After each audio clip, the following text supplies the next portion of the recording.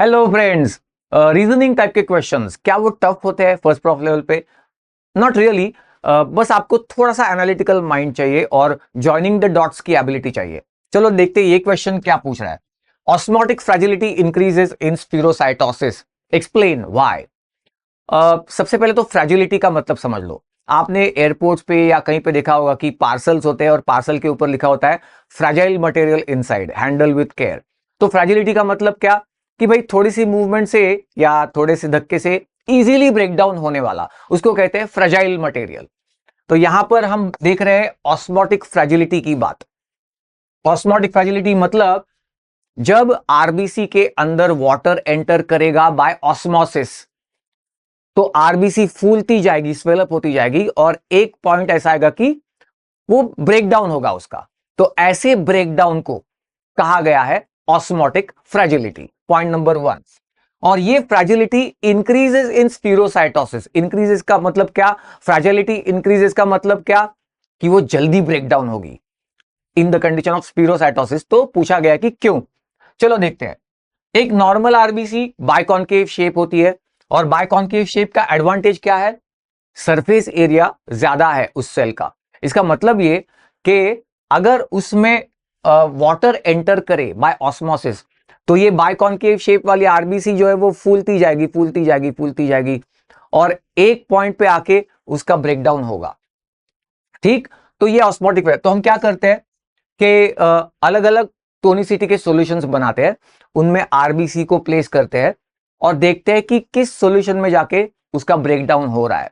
आप देख सकते हो यहां पे 0.9% sodium chloride is isotonic to the RBC. मतलब आरबीसी के अंदर जो फ्लूइड है उसका सोडियम क्लोराइड कॉन्सेंट्रेशन भी 0.9% है।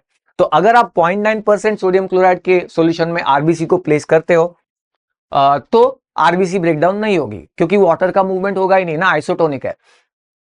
हाँ, मगर अगर आप हाइपोटोनिक सॉल्यूशंस बनाते हो, हाइपोटोनिक मतलब जिसमें वाटर ज्यादा है और सोडियम क्लोराइड कम है, तो क्या होगा? Water will enter the RBC by osmosis.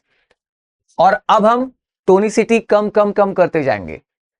एक सॉल्यूशन ऐसा आएगा कि जहां पे आरबीसी जो है, मतलब वाटर ज्यादा एंटर करेगा और आरबीसी स्वेलअप होके लाइज होगी, ब्रेकडाउन होगी। तो उस पॉइंट को हम कह रहे हैं कि ऑस्मोटिकली उसकी मतलब वो फ्रेजाइल है उस पॉइंट के लिए। So that's the osmotic fragility का कॉन्सेप्ट। अब स्फीरोसाइटोसिस। स्फीरोसाइटोसिस मतलब आरबीसी इज स्फीयर शेप्ड और ये एक कंजेनेटल डिसऑर्डर है। तो स्फीयर शेप्ड होने का मतलब क्या कि उसका सरफेस एरिया कम है पहले से। अब आप इस आरबीसी को हाइपोटोनिक सॉल्यूशंस क्रिएट करके उसमें प्लेस करो, क्या होगा? आरबीसी जल्दी लाइज होगी, ब्रेकडाउन होगा। क्यों?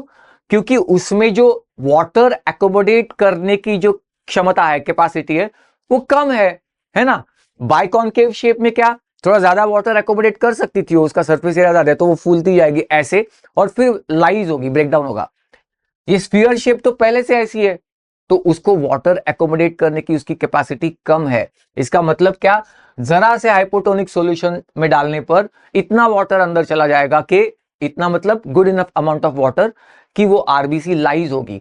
इसका मतलब ये जल्दी ब्रेकडाउन हो गई इस आरबीसी का ये मतलब शेप की वजह से।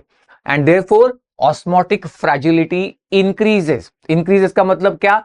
जल्दी लाइज हो रही है, वो जल्दी ब्रेकडाउन हो रहा है, but by what? By osmosis. Okay, तो that's why it increases in the condition of spherocytosis. Osmotic fragility decrease होती है इन मतलब कि RBCs are more resistant to lysis in the condition such as sickle cell anaemia.